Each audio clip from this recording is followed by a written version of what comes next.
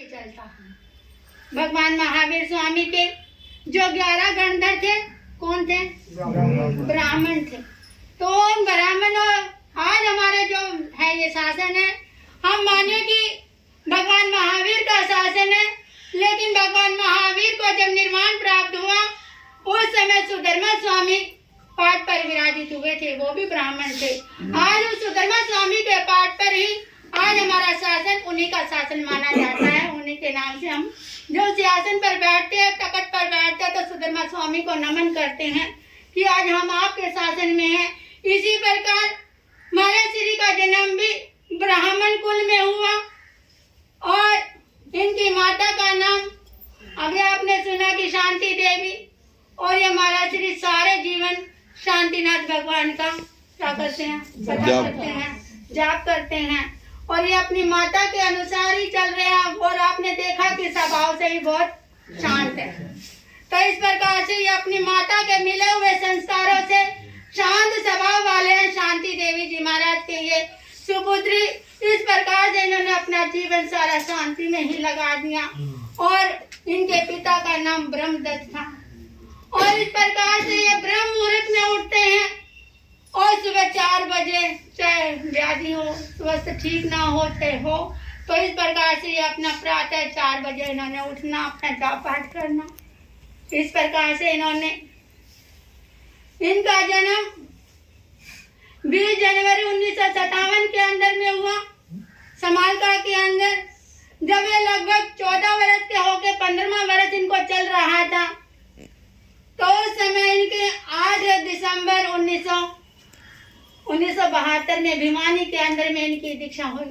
ठाणांग सूत्र के अंदर में वर्णन आता है कि दीक्षा संयम जब लेते हैं तो 4 प्रकार से दीक्षा होती है। एक वो होते हैं जो शेर की भांति दीक्षा लेते हैं और शेर की भांति ही संयम का पालन करते हैं, और एक वो होते हैं शेर की भांति दीक्षा लेते हैं और गिद्धड़ की भांति उसका पालन करते हैं, सारी जिंदगी डर डर के रहते हैं। और एक वो होते हैं कि गिद्धड़ की भांति लेते हैं और शेर की तरह संयम का पालन करते हैं। जब दीक्षा लेते हैं तो पता नहीं, सोचते हैं पता नहीं क्या होगा, कैसे होगा, लेकिन जब संयम का रस आ जाता है तो वो शेर की तरह दीक्षा का पालन करते हैं।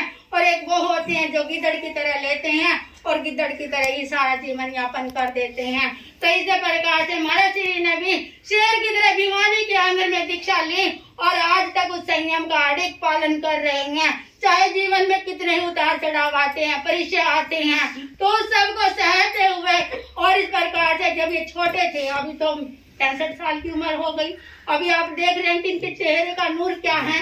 और जब ये छोटे थे तो जब मतलब 8-10 साल की दीक्षा रही होगी, 5 साल की दीक्षा रही होगी, उस समय इन्हें सब अंग्रेज कहते थे कि ये अंग्रेज की बच्ची है, ये अंग्रेज की बच्ची। आज 30 से 65 साल की उम्र में भी, और ये जब चलते थे तो पंडित हेमचंद जी महाराज के शिष्य उमेश मुनि जी महाराज की मुनि कहते गुड़िया आ गई, ये तो गुड़िया की तरह ठुमक ठुमक कैसे चलते थे, अब तो बेचारों को चोट लग गई है।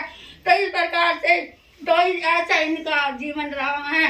और इस प्रकार इन्होंने शेर की भांति संयम किया और शेर की भांति इन्होंने संयम का पालन किया।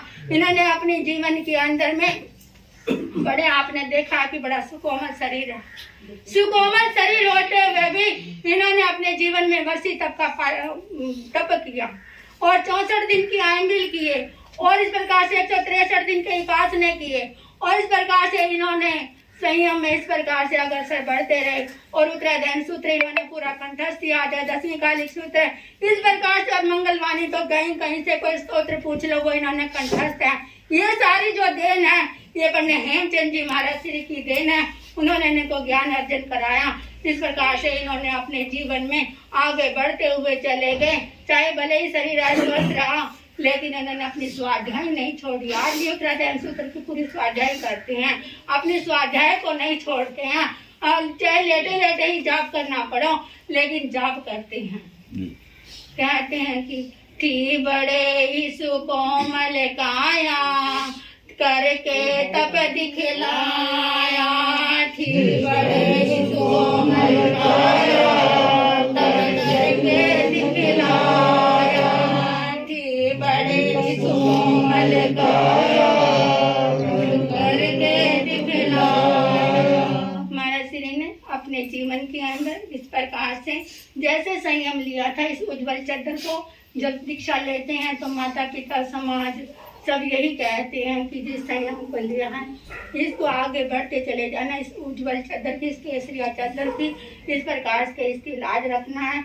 इन्होंने भी अपने संयम काल में कभी अपने जीवन में इस प्रकार से कोई दोष नहीं लगने दिया और इस प्रकार से इन्होंने और सारे तपों के अंदर में ब्रह्मचर्य तप उत्तम माना जाता है। शाम कितनी भी तपस्या करे लेकिन सबसे बड़ी साधना सदाचार की, ब्रह्मचर्य की साधना सबसे उत्तम साधना होती है और इनके अंदर में कभी भी इस प्रकार से विकार भाव नहीं आया। इनकी आशीर्वाद से कितनों को ही इस प्रकार से काम अग्रसर हुए हैं, काम बने हैं और कितनों के ही इस प्रकार से इनके आशीर्वाद से इनकी जहाँ मेहर की नजर हो जाती है, जिन पे इनका हाथ रखा जाता है, कितनों को पुत्र की प्राप्ति हुई है, कितनों के काम बिजनेस में प्राप्ति हुई है। जिसको भी कह दे कि भाई शांतिनाथ भगवान की कथा कर लेना तो उसके काम बढ़ते ही चले जाते हैं, बनते ही चले जाते हैं, चाहे वो मुड़ के आए चाहे ना आए। लेकिन मैं कभी कई बार कह देती हूँ कि महाराज श्री राम ने उस फलाने व्यक्ति को आशीर्वाद दिया था, उसको आपने जहाँ बताया वो मुड़ के आया भी नहीं, उसका काम बन गया। अरे कोई बात, कभी तो आएगा, ना आएगा तो भी उसका काम भला हो गया ना। तू मत सोचा कर, ये तो कभी इस प्रकार के सोचते नहीं, मैं जो वो आएगा कभी तो मैं उलाना दे दूं, लेकिन ये कभी उलाना भी नहीं देते। कोई बात नहीं,